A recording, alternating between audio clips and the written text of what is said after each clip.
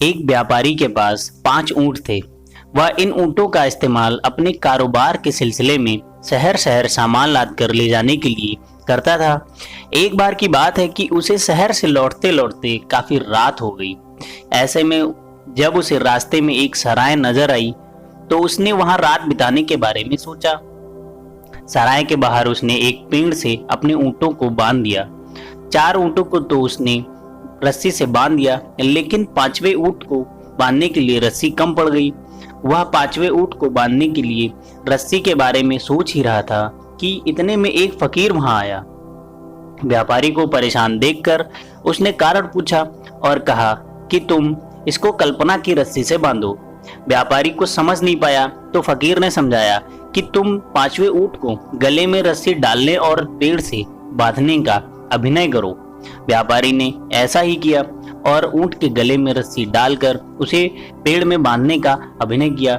यह देख 5वां ऊंट भी खुद को बंधा हुआ मानकर बाकी ऊंटों के साथ बैठ गया। व्यापारी सराय में गया और बेफिक्र होकर रात भर सोया। जब वह सुबह चलने को हुआ तो चारों ऊंटों उठ खड़े हुए, लेकिन 5वां ऊंट बैठा ही रहा। व्यापारी ने उसे हाँकने की कोशिश की, लेकिन वह टस से मस नहीं हुआ।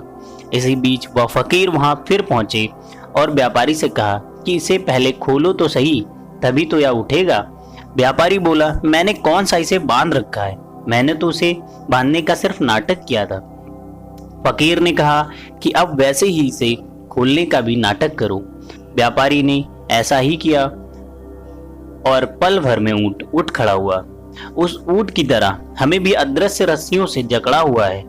जब हम इन अदृश्य बेड़ियों को तोड़ देंगे तब हमारे जीवन में तरक्की के रास्ते खुल जाएंगे।